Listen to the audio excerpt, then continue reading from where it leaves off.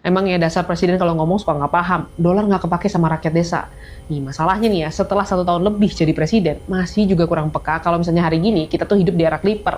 Era di mana pidato yang 1 jam bisa dipotong jadi sekian detik, konteksnya dibuang, lalu dimainkan demi framing dan engagement. So let's clear the noise. Dan ya beginilah realita literasi masyarakat kita. Nonton potongan video pendek yang mancing emosi itu memang lebih nikmat dibandingkan mendengarkan penjelasan panjang soal fundamental ekonomi domestik. Padahal kalau mau didengar apa yang disampaikan oleh presiden di dalam pidatonya yang 1 jam lebih itu secara utuh ya, dibahas bukan masalah oh Indonesia nggak peduli sama dolar, atau Indonesia anti sama dolar, atau Indonesia anti sama perdagangan global. Dolar tuh nggak ada apa-apanya buat kita. No. Yang dibahas itu adalah bagaimana ekonomi Indonesia harus diperkuat supaya nggak terlalu rentan terhadap gejolak dolar maupun impor.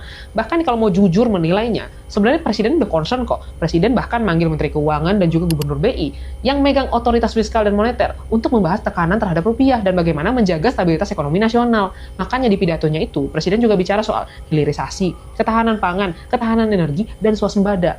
Karena kalau misalnya produksi dalam negeri itu kuat, pangan kuat, energi kuat, maka gejolak eksternal tuh nggak akan terlalu menghantam masyarakat bawah. Ingat nih ya, kalau kita apa-apa bergantung sama impor, setiap dolar naik, dampaknya pasti akan langsung terasa. Harga pangan naik, biaya produksi naik, energi naik, logistik naik, dan ujung-ujungnya balik lagi, masyarakat kecil lah yang paling terdampak.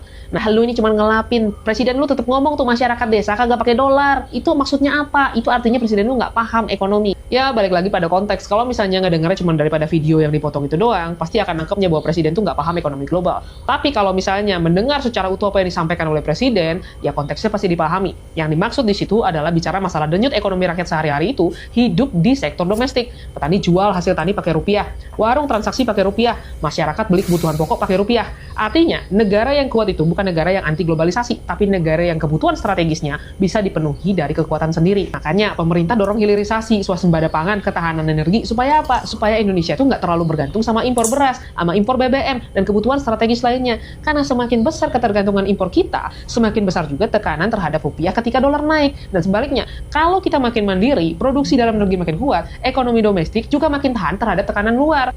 Dan kemandirian ini nih yang lagi kenceng-kencengnya dihalang-halangi sama anak-anaknya Papi Oyos. Dan buat gue ngeliat apa yang terjadi saat ini harusnya bisa jadi pelajaran buat semua pejabat publik termasuk juga presiden. Di era medsos ini, walaupun substansinya benar, kalian juga harus sadar gaya komunikasi dan pilihan diksi itu penting. Karena sedikit aja salah ucap, ada aja tuh orang-orang kreatif yang motong, yang melintir, lalu jadiin framing. Dan untuk masyarakat juga, sebenarnya coba tanya pada diri sendiri deh, kalau ingin Indonesia maju, lebih penting untuk memahami konteks secara utuh, atau lebih suka nikmati potongan video yang sengaja dirancang buat mancing emosi. Apalagi tuh, yang telepon-telepon, sok calling-calling, yang ternyata juga terima-terima dari mana? The rest, judge for yourself, don't get lost in the noise.